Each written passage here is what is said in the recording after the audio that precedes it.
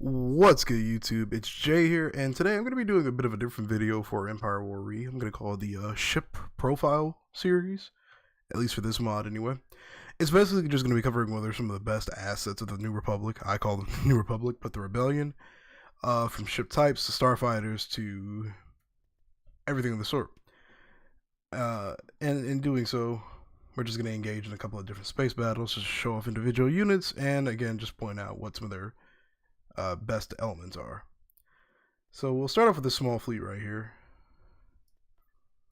and we'll jump right into it. So again, the entire point of the series is just going to kind of be explaining the pros and cons of certain units and benefits of the Rebellion.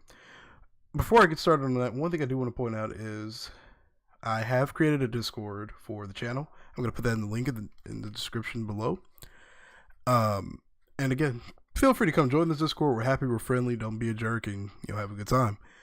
But yeah, I'm going to post that link down below, so be sure to check it out. Alright. Tactical battle imminent.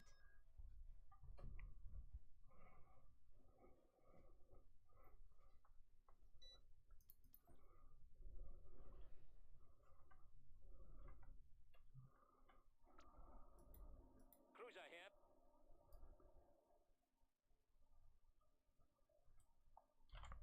Alright, so the first thing we're going to be looking at is the CEC.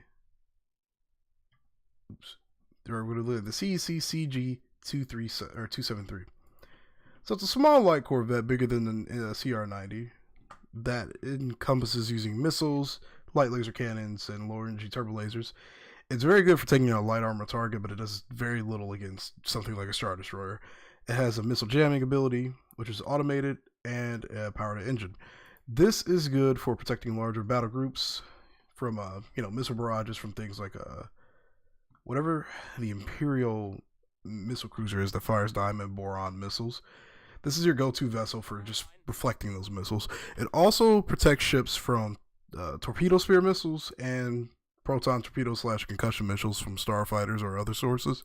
Anything a missile, this thing will defend it from. It will completely and utterly scatter those missiles. They'll just go flying. It's a default ability that was in Forces of Corruption. This thing just does it a lot better. So the next unit we're going to take a look at is the MC-80 wingless and the Liberty type, or the winged type. So we'll go ahead and pause that. So the wing type is your go-to assault frigate, basically. It's an early in-game cruiser that you get that is really good in numbers, in my opinion. Mon Calamari cruisers and Rebel cruisers in general are not designed for slug matches. These things are designed for support after you drop the shields of a vessel or just to finish off something. They're good at distances, especially the MC-80 winged. This variant is just a cheaper version of that, basically. And of course, it adds some flair to the fleet. If you look back at default Forces of Corruption, there was only the winged cruiser. So, every fleet kind of got a little stale. But yeah, this is the MC-80 winged, and it carries 2 fighter squadrons, an X-wing and a Y-wing squadron, if I recall. That's exactly what it carries. Same as the winged, actually. It encompasses quite a few different turbo lasers and ion cannons. Its shields are pretty high, sitting at 10,000 with an armor rating of 7,500. Again, these things are not really designed for slug matches. They'll hold out due to their intensive shielding, but they're not really designed to, go one-to-one consistently with Imperial cruisers. Which brings us to the sister ship, the MC-80 winged cruiser. The MC-80 wings are probably the most powerful, next to Home 1, Mon Calamari cruiser in the game. They encompass way more turbo lasers, stronger shields, and a similar starfighter squadron wing. These are, so the winged, both, again, no Mon Calamari cruiser is designed for a slug match, but if you want to rely on a heavy cruiser, something that can hold out for an extensively long period of time, this is your go-to. These guys are excellent at finishing off enemy ships, and they sit at around a 1,500 shield rating at 10,000 points or hit points. They're heavily shielded and lightly armored. They also carry, again, an X-wing, or an Y-wing and an X-wing squadron. So yeah, these are the 2 most basic cruisers that you'll get as the New Republic / Rebellion. and they'll always be your go-to. You want them in a decent amount of numbers, in my opinion. The Rebellion focuses on having large numbers of diverse ships, but again, a good starfighter wing and a few of these, and you'll make short work of any Imperial, ship. Which brings us to our midway vessel, the Assault Frigate Mark II. So the Assault Frigate is designed to just go toe-to-toe with anything. It has a ton of armor, sitting at about 1,500, which is more than the MC-80 winged. These things are just completely designed for slug matches and just holding the line until something better comes along to support its end. They don't have a lot of weapons at all. Some of the hard points are just not destroyable, just like some of the other vessels. But yeah, that's the Assault Frigate. It's just designed to go toe-to-toe with everything.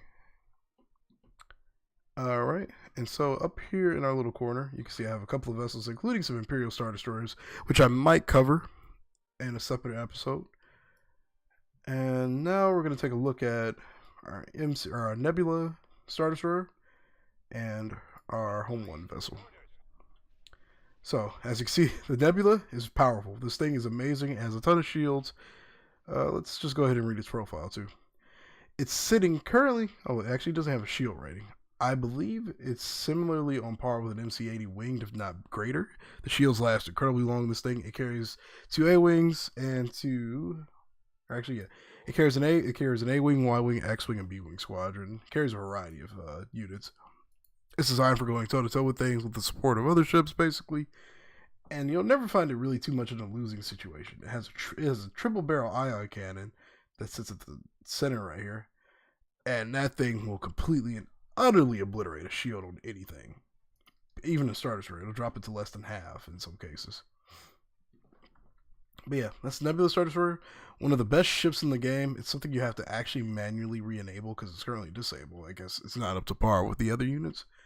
But yeah, favorite ship in the mod, easily, and as an expanded universe fan, of course, easily the best looking one in my opinion. I can't wait to see what goes further. Hopefully we get the Endurance class fleet carrier.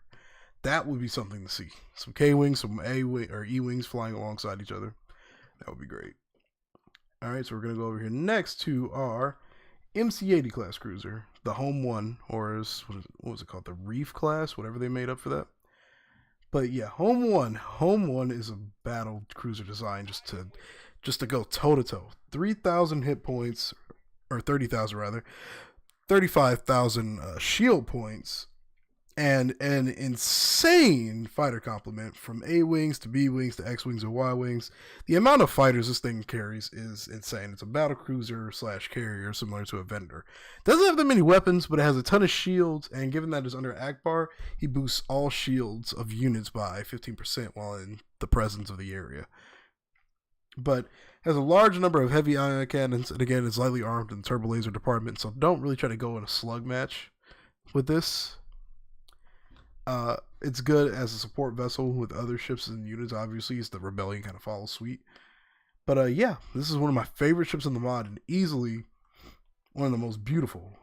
You don't really get too many models that look as good as this version of Home 1. Highly recommend trying to get to this as soon as possible. You can upgrade Akbar at Mon Calamari from his, I think it's the Independence that he starts off with. Not exactly certain. But yeah, you could upgrade him at Mon Calamari and get this beast of a starship at tech level, I'm going to say 4. It'll be your early game, end game unit. And it's just great. Combo it with the other Mon Calamari cruisers and some support ships and starfighters. And you've got something that can borderline not be stopped. It also has a shield boost ability like every other Mon Calamari cruiser. And the Nebula. And the Assault Frigate. So yeah. This is our first group of vessels.